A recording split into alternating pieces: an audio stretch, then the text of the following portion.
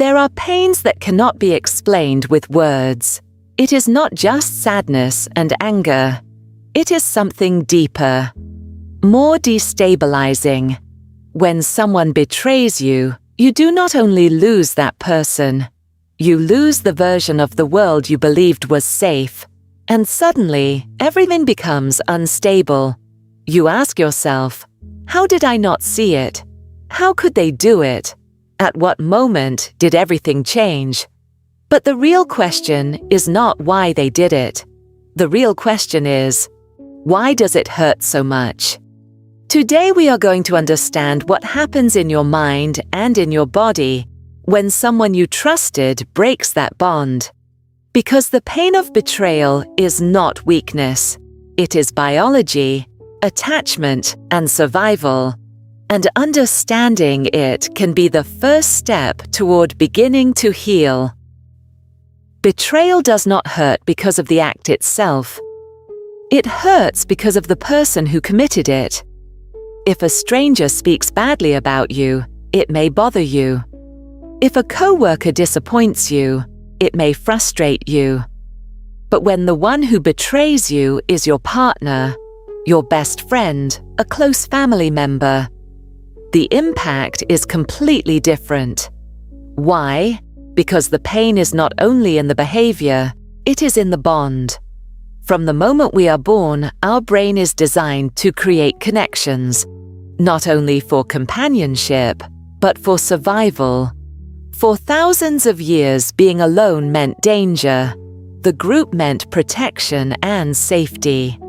That is why we developed what in psychology is known as attachment. Attachment is not weak emotional dependency. It is a deeply rooted biological system that allows us to trust, bond, and feel safe in the presence of certain people. When you establish a strong bond with someone, your brain begins to register that person as part of your safety system. Their presence reduces your stress. Their closeness regulates your emotions. Their voice can calm your anxiety. It is not romantic. It is neurological. Now imagine what happens when that same person breaks your trust. The system that once protected you now becomes a source of threat. And that is where the real pain begins. Betrayal breaks a basic expectation. With you, I am safe. When someone you trusted acts against you, your brain does not simply interpret that something went wrong. It interprets that the safe place is no longer safe. And that destabilizes everything. That is why many people describe betrayal as if the ground disappeared beneath their feet. They do not know what to believe. They do not know what was real and what was not. They begin to question memories, conversations, signals that once seemed clear. It is not exaggeration. It is a rupture of safety. Trust is an invisible construction.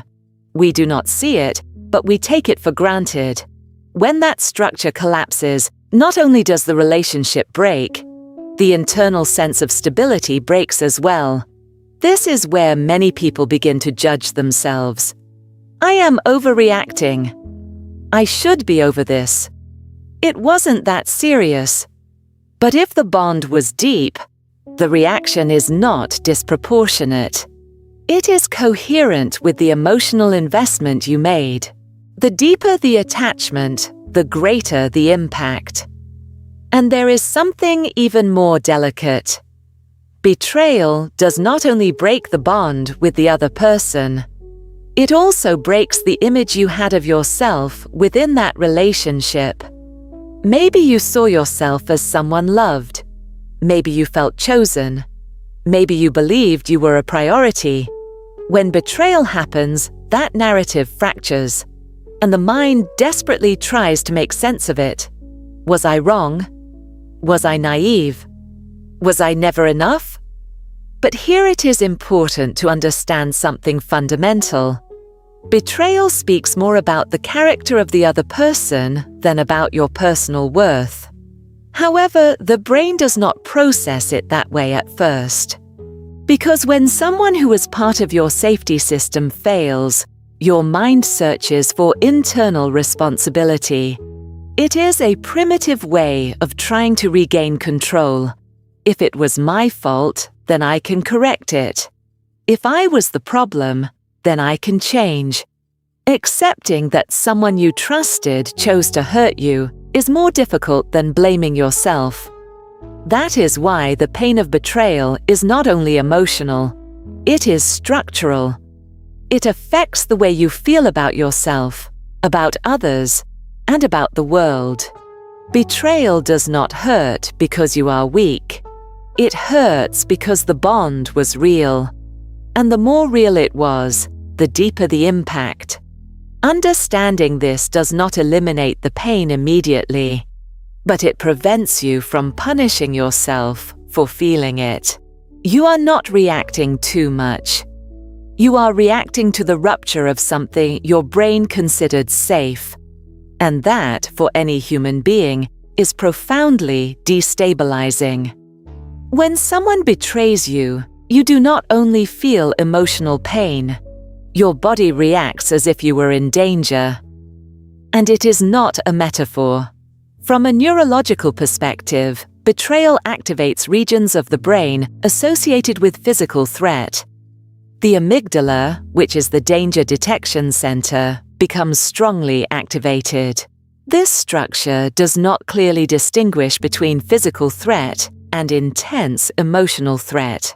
For it, loss of safety is loss of safety, without nuance. That is why many people describe betrayal as a punch in the stomach, as a falling sensation, as if something inside broke. The body goes into alert mode. Cortisol increases. Heart rate accelerates. Sleep is disrupted. The mind becomes hyperactive. Suddenly, you cannot stop thinking about what happened. You replay conversations. You recreate scenes. You search for signals you may have ignored. And many times you become desperate because you feel obsessed. But it is not obsession in the superficial sense of the word. It is hypervigilance. Your nervous system is trying to understand how someone who represented safety became a source of threat, and it needs to rebuild the mental map of reality. Imagine that you have always crossed a bridge convinced that it was solid. One day, that bridge collapses without warning.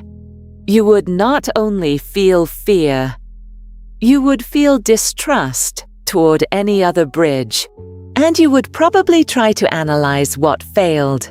That is exactly what your brain does after betrayal. When the bond breaks, the nervous system enters survival mode. It tries to prevent it from happening again. That is why you analyze every detail. That is why you mentally return to the previous moments. It is not masochism. It is protection. The problem is that the emotional brain does not function like a cold, rational detective. It functions with intensity, and that intensity can become exhausting. The constant activation of the stress system can produce real physical symptoms: muscle tension, headaches, digestive problems, fatigue, persistent anxiety. Many people do not connect these symptoms with betrayal, but they are deeply linked. When the body loses its sense of safety, it does not rest. And here another common reaction appears: generalized loss of trust. You do not only doubt the person who betrayed you, you begin to doubt others, even yourself. Your brain tries to recalibrate the trust system. If it failed once, it needs to make sure it does not fail again. That can translate into constant suspicion, a need for control, or fear of bonding again. It is essential to understand something. The human brain is designed to prioritize safety over happiness. It prefers that you stay alert rather than calm if it perceives danger. That is why, even if you rationally understand what happened, emotionally you may still feel activated. There is a disconnect between what you know and what you feel. You can tell yourself that it is over, that you cannot change it, that you need to move on. But your nervous system does not regulate itself through logic. It regulates itself through a felt sense of safety. And that sense has been compromised. In addition, betrayal affects something very deep: predictability. The brain needs a certain level of coherence in order to function with stability. When a person suddenly changes their behavior and breaks trust, the sense of predictability disappears. That creates uncertainty. And uncertainty is one of the things that most strongly activates the alarm system. Not knowing what was real, what was a lie, when it all began, which signals you ignored, creates a void that the brain tries to fill compulsively. That is why many people feel they need answers in order to find closure. But even when they get them, sometimes the pain persists. Because the problem is not only the information, it is internal safety. The brain needs time to feel safe again. It needs new experiences that do not confirm the threat. It needs coherence. And here, a fundamental idea emerges. You are not reacting in an exaggerated way. You are reacting in a human way. Your mind is not trying to torture you. It is trying to protect you. The intensity of the pain is not a sign of weakness. It is a sign that the bond was significant. When someone betrays you, they do not only break your trust. They activate a biological system that has evolved for thousands of years to keep you alive. Understanding this does not automatically remove the pain, but it does change the internal narrative. You are not crazy for thinking about it so much. You are not overreacting for feeling so intensely. You are not weak for taking time to move forward. Your brain is trying to adapt to a new reality, and adapting, when safety has been broken, takes time. When someone betrays you, not only does the bond with that person break, something much more silent and profound breaks as well. The story you had about yourself. Every important relationship becomes part of our identity. We are not isolated beings. We build who we are through the bonds we create. The way someone looks at us, treats us, and chooses us influences the narrative we develop about our own worth. Maybe within that relationship you felt safe. Maybe you saw yourself as someone loved, respected, or prioritized. Perhaps you had built a clear idea of the future. Plans, expectations, certainties. Betrayal does not only break trust in the other person, it breaks the coherence of that internal narrative. Suddenly what seemed stable becomes uncertain. What felt solid collapses. And then you no longer only ask, why did they do it? You ask something much more destabilizing. Who am I now? That questioning can be more painful than the act itself. In psychology, there is a concept called cognitive dissonance. It occurs when two fundamental beliefs collide. For example, this person loves and respects me, and this person betrayed me. Both ideas cannot coexist without creating internal tension. To resolve that tension, the mind tries to adjust something. Sometimes it adjusts the image of the other person. They were never who I thought they were. But many times, especially when the bond was strong, it adjusts your self-image. I was naive. I am not enough. I should have seen it. That process can deeply erode self-esteem. Betrayal has the capacity to plant doubts that did not exist before. Doubts about your intuition, about your ability to choose, about your judgment, even about your personal worth. And this is where the damage becomes more complex. Because it is no longer only about losing the relationship. It is about losing a version of yourself that existed within that relationship. Maybe you were more trusting. Maybe you were more open. Maybe you allowed yourself to be vulnerable. After betrayal, many people feel that something hardens inside. It is not only pain, it is protection.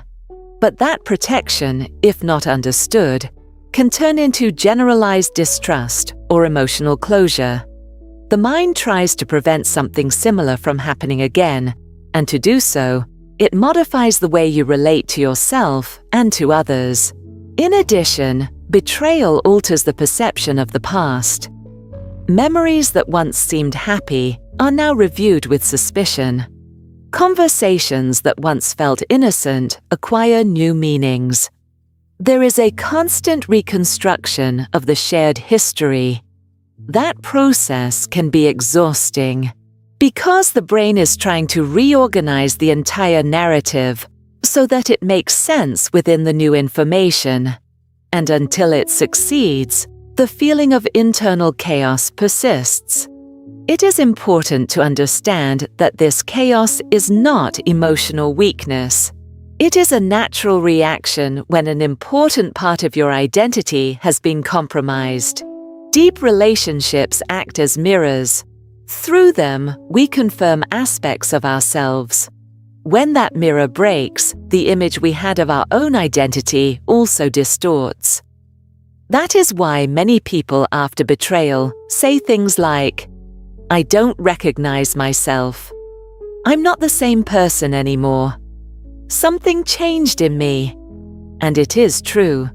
Something changes, but not necessarily in a permanent or negative way. The identity crisis that betrayal generates can also become a turning point for reconstruction.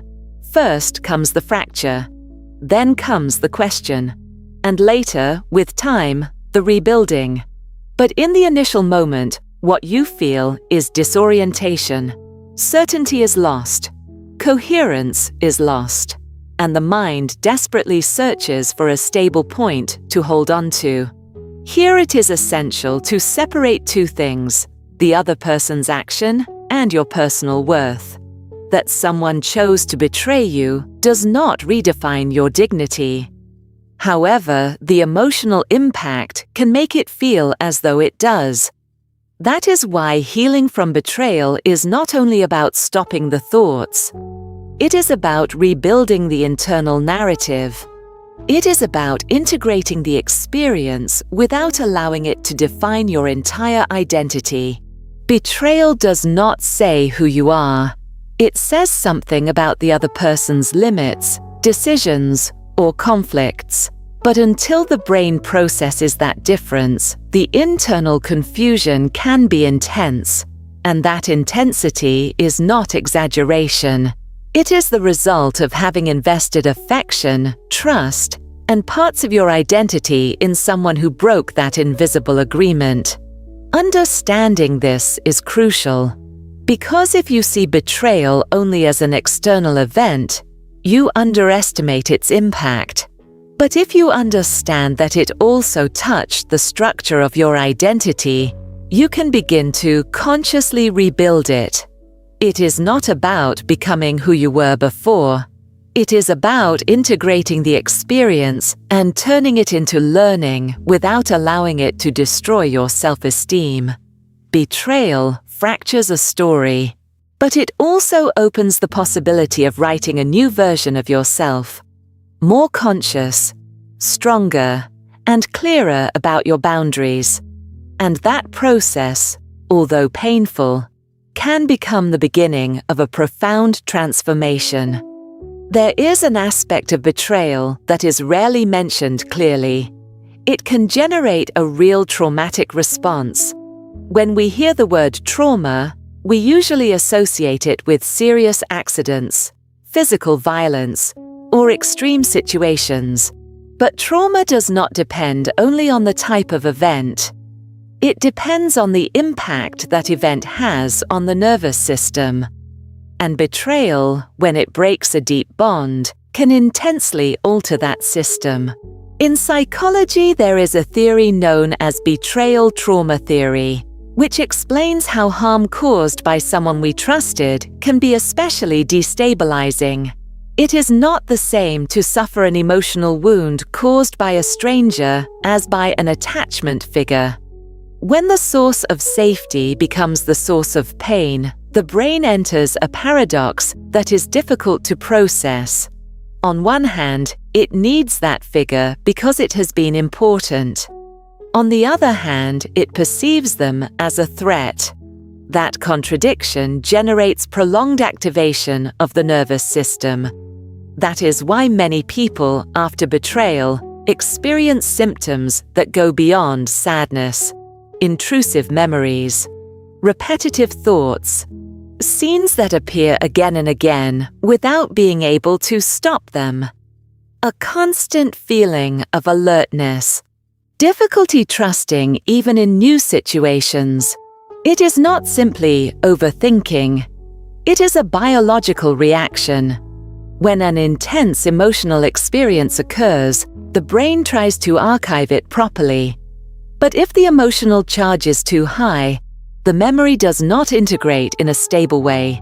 It remains fragmented, active, ready to reappear in response to any stimulus that reminds you of it. A smell, a song, a date, a word can reactivate the original emotion with the same intensity as the first day. This happens because the nervous system has not yet regained a sense of safety. In addition, betrayal can affect your ability to regulate emotions. Before, the person who betrayed you may have been your source of calm.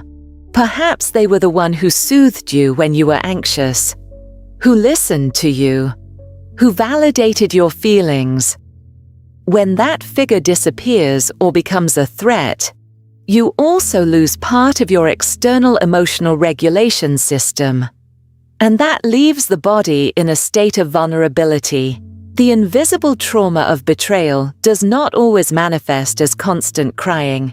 Sometimes it appears as emotional numbness, as disconnection, as a sense of coldness that did not exist before. Other times it appears as hypersensitivity.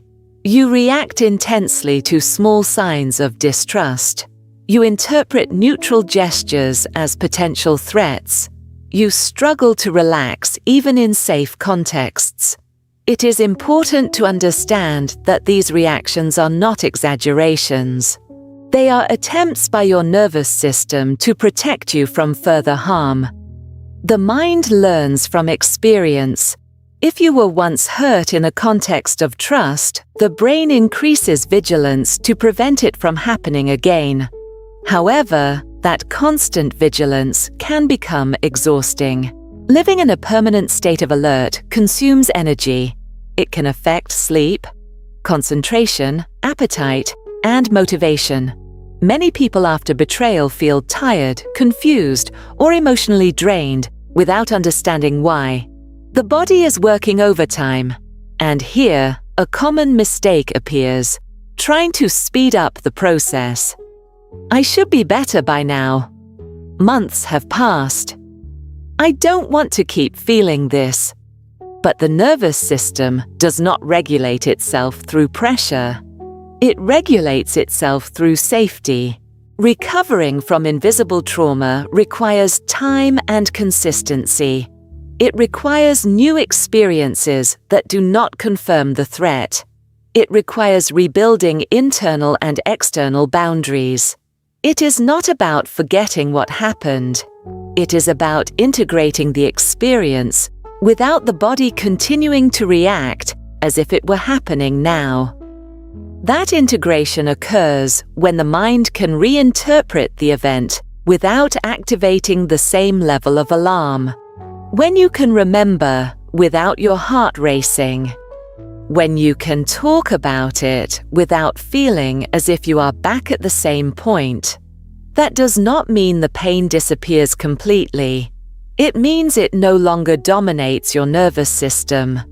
Betrayal can leave a deep mark, but that mark does not have to become a permanent identity. Your intense reaction is not weakness. It is evidence that the bond was meaningful. And recognizing that there was a traumatic impact is not dramatizing. It is validating the experience in order to work through it. Invisible trauma becomes less invisible when you understand it. And when you understand it, you begin to regain power over it. After understanding the bond, the brain's reaction, the rupture of identity, and the traumatic impact, an inevitable question arises. Now what? Because understanding why it hurts does not automatically eliminate the pain, but it opens the door to something fundamental. Reconstruction. Many people believe that healing means forgetting, as if the goal were to erase the memory, stop feeling, act as if nothing had happened. But the human mind does not function that way. Healing is not eliminating the experience, it is integrating it. When someone betrays you, not only does a relationship break, an internal system of safety, trust and meaning breaks. Recovery does not consist of returning to the previous point. That point no longer exists. It consists of building a new one. And that construction begins with an essential distinction. Forgiveness is not the same as reconciliation. Forgiveness, in its healthiest form, does not mean justifying the harm or minimizing what happened. It means releasing the constant burden of anger that keeps your nervous system activated. It is an internal process, not an external absolution. Reconciliation, on the other hand, implies restoring trust and resuming the bond. And that is not always possible or advisable. Confusing both concepts creates unnecessary pressure. Many people feel that if they cannot fully trust again, they are failing at healing. But healing does not mean exposing yourself again without limits. Healing means strengthening them. After betrayal, one of the most important tasks is to review your personal boundaries. Not from guilt, but from learning. What signals did you ignore? Where did you silence yourself? At what moments did you stop listening to your intuition? These questions are not meant to punish you. They are meant to return power to you. Because when betrayal happens, it is easy to fall into a narrative of absolute victimhood. And although the harm was real, remaining trapped in that position prolongs the feeling of helplessness. Reconstruction begins when you recognize that, although you did not control the other person's decision, you can decide how you integrate the experience. Another crucial aspect is regaining trust in yourself. Betrayal often plants deep doubts. How did I not see it? Why didn't I realize? Will this happen to me again? But intuition does not always shout. Sometimes it whispers. And often, signals are clear only after you have complete information. Blaming yourself for not anticipating what was not evident is an unrealistic demand. Rebuilding internal trust means accepting that you are human, that you act with the information available at each moment, and that trusting was not a mistake in itself. Trusting is a healthy capacity. What needs adjustment are the filters, not your ability to bond. Healing also means allowing yourself to feel without remaining trapped in the feeling. There is legitimate anger. There is legitimate sadness. There is deep disappointment. Suppressing these emotions does not accelerate recovery. It only displaces them. But remaining in them indefinitely does not restore stability either. The balance lies in recognizing the emotion, understanding its origin, and then directing your energy toward rebuilding.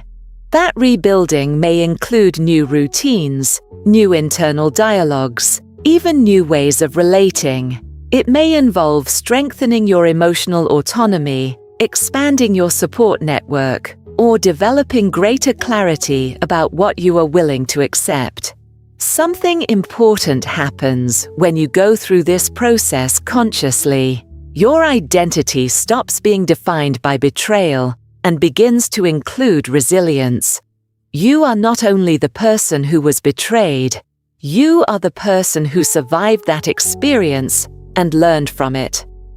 That does not mean becoming cold or distrustful. It means becoming more conscious. Conscious of your boundaries. Conscious of your needs. Conscious of your worth. And here is the most powerful part. Betrayal does not have to become the central story of your life. It can be a chapter. A difficult chapter, yes, but not the entire book. Healing happens when the memory stops activating alarm and becomes information. When you can say, "That happened. It hurt. I learned, and I move forward." It is not a linear process. There will be days when the pain reappears intensely. That does not mean you went backward. It means the brain is still integrating. Over time, the intensity decreases. Not because the event disappears, but because your nervous system feels safe again. And when safety returns, so does the possibility of opening yourself again, but from a firmer place. Healing is not forgetting. It is rebuilding your internal world on more conscious foundations. Betrayal may have broken a version of your story, but it does not have the power to determine your worth or your future. That power is still yours. If this story resonated with you, if at any moment you felt it reflected something inside you or touched a part of your heart, I would love to read you in the comments. Tell me if you learned something today, or which part of this story resembles your own life. And if you want to continue receiving these small reminders that can accompany and support you in your daily life, don't forget to subscribe to the channel. Thank you for being here, for taking this moment of calm. See you in the next video.